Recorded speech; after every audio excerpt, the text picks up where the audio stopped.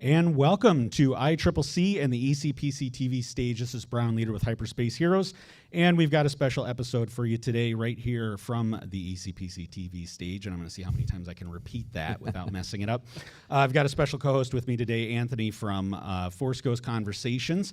He's been on our show as well, Hyperspace Heroes. Welcome, Anthony. How you doing? I'm doing great. Thanks for having me here. Yeah, absolutely. And we've got two very special guests right now on the podcast stage with us. We've got Chris Bartlett and Chris Parsons. And for those that don't know, the two Chris's is really what C stands for in C3PO. Right? Yep. Yep. Yeah. As both of them have played C3PO in different eras. Chris Parsons was a body double for Anthony in the original trilogy, and Chris Bartlett is kind of the new generation of C3PO in live action currently. And so we wanted to, happy to have the chance to sit down with you guys. Welcome. Thank you for having us. Yeah. Thank you very much. Yes, welcome to everybody who's listening. Right. And so, Anthony, I'm going to let you go ahead and start off right with the first question. Yeah, absolutely. And gentlemen, thank you both so much for joining us here today. Seeing that you both have performed droids and a lot of droid-like characters in your time with Star Wars, I was just curious from your perspectives, why do you think that droid characters resonate so much with people? Great question. Because, you know, characters that are relatable are usually ones that we, you know, can relate to. They're like us. The thing about C-3PO, I think, in the original trilogy was it was his franticness and his fish out of water sort of position that made him the audience. Mm-hmm. You know, him and R2 are thrown into, you know, space battles and desolate planets and all this, and we were all wondering, where are we? What are we doing? Right. And that, I think that's why he was so relatable. But droids in general, there's so many different personalities, right? So I don't know. That's a real hard question. I think he's answered it actually. I mean, obviously in relation to Forlom, I mean everyone likes a bad guy. I mean, I'm a bad guy anyway, but I think because he's a bad guy, it's relatable because of that. It's something to follow, isn't it? Sure. Yeah, I think droids make Star Wars obviously not Star Trek, you know? So it's not on Earth, it's somewhere else. Droids, they feel like real robots. And I think that's part of really what makes Star Wars special is the droids. You know, it's unusual. It's not a human, yeah. Right on. Right on. Well, they're creatures of imagination, right? You know, and so I think with every child watching, and I'll still count myself as a child watching, you know, it just spurs that imagination. Why don't we go, Chris Parsons, we'll start with you. Who are some of the droids and characters that you played in the original trilogy? Well, I was very fortunate, played quite a few droids. Obviously, as you've mentioned, C-3PO as a double, which was what got me the job in the first place, as the powers that be wanted a double for C-3PO. That led on to all the others. The first one I did was K-3PO, which wasn't called K-3PO at the time. It's just called a white droid. But we worked on that for 2 or 3 weeks. I was very proud to do so. And at one stage even had lines, but they hit the deck, so I never got the lines. That led on to obviously all the others, E3PO, R3PO, losing count myself now as to where I am. But all you guys out there know who I played anyway. And then obviously onto Forlom. Now, Forlom to me was just another character at the time. Didn't take too long to film it. I can remember very vividly with that helmet on, being a bit bigger than the C-3PO variant, of being in there. And as we were filming, just literally laughing my head off at the prospect of here's this young guy standing on this film set in what was probably going to be a real big hit film-wise based on the first one, thinking how lucky am I? Happy, memorable days. Right on, right on.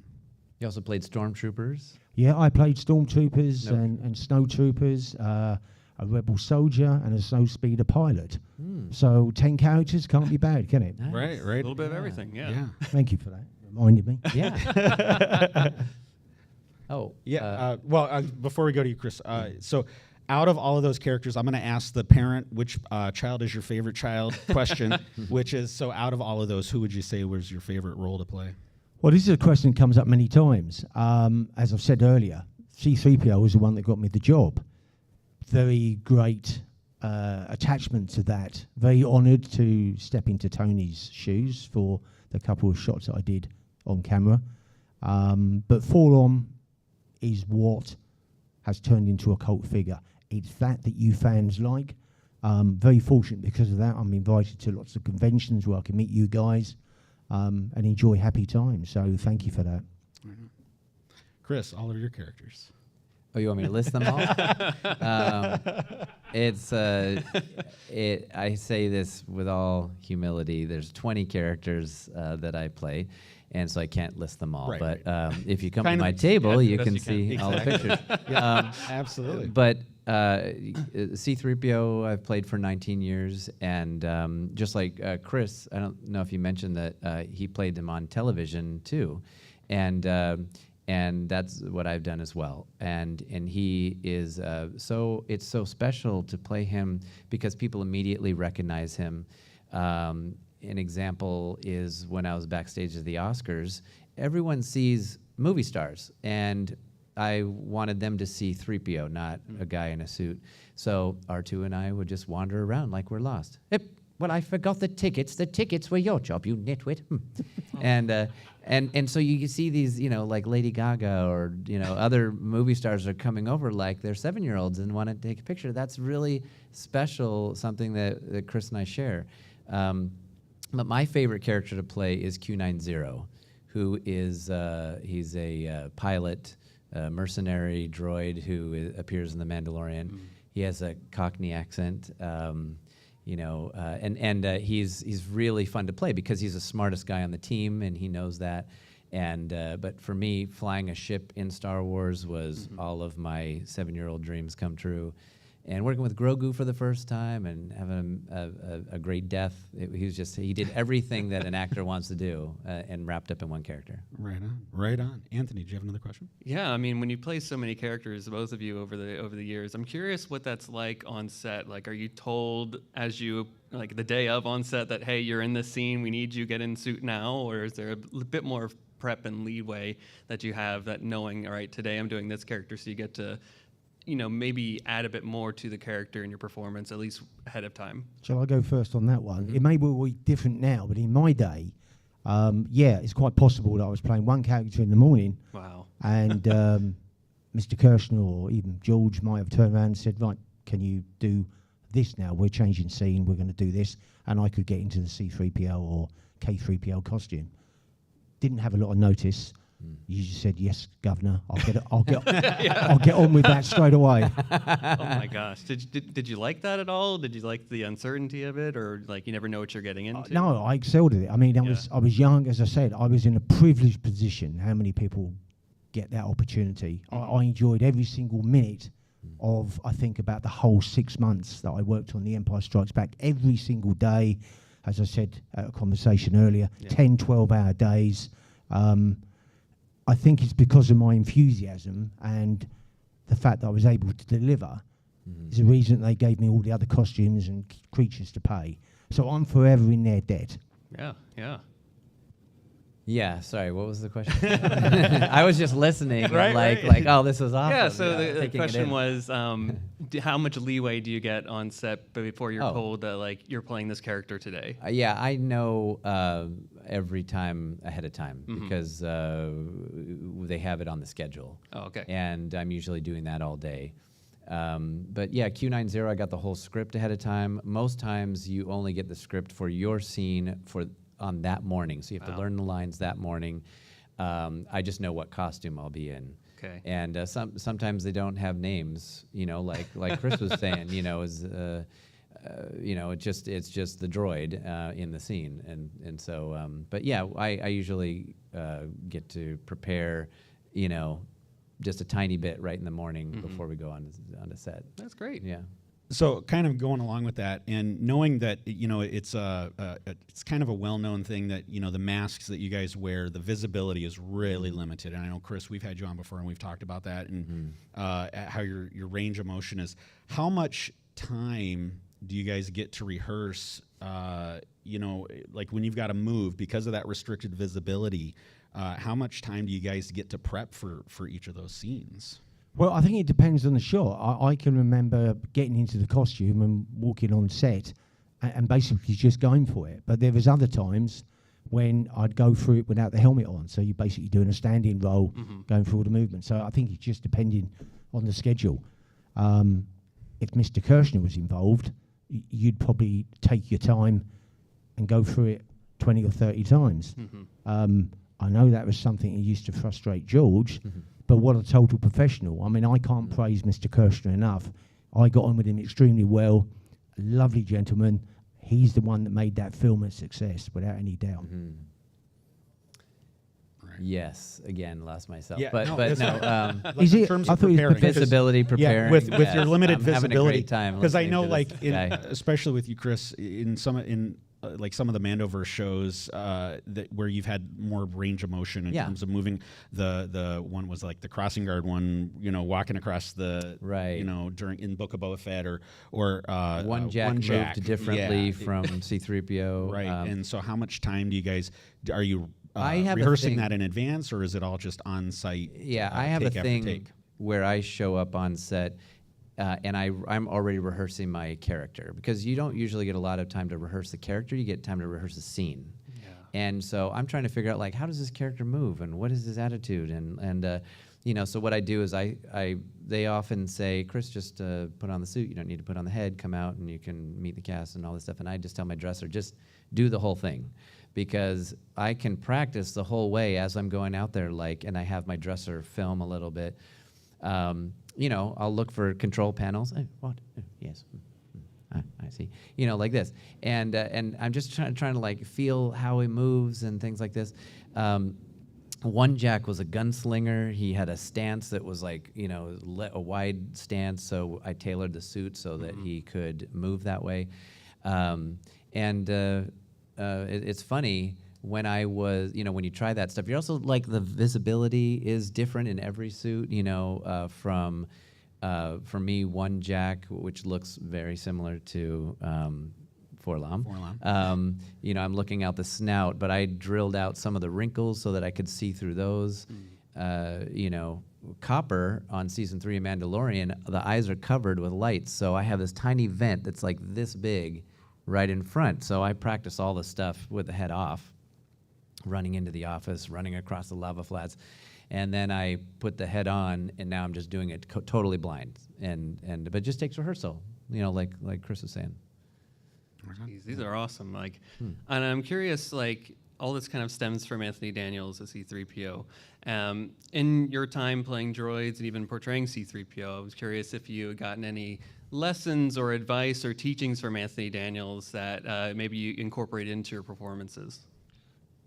In my time, we had a dressing room on stage called Rose Cottage. Tony had one half and I had the other. And we had the same dresses. And Tony was very helpful to me back then. So, yeah, he taught me some of the movements, and I watched him intensely and was just proud to sort of be following in his footsteps, really. So, yeah, there it is. Awesome. Yeah, and I've worked with him several times on different projects. And, yes, he has a very specific, we're machines. Yeah. The characters are machines. The arms are separate from the chest, and the head is separate from the body. And all of them move independently, and there's none of this, big flowing motion. It's, everything is very separate, and everything has a termination. When you, like that, and things like that. But also the walking and the motion, that's a performance. Sure. While the suit is somewhat restrictive, he does have a very particular gait, and the way he moves, but then all the droids are different. So they all can. You mentioned the Book of Boba Fett, the traffic droid. Yeah. That one looks like it's 200 years old. It's all worn out and greasy and everything. And so I played that one like the bolts were loose and his circuits were shorting out. And he was like this.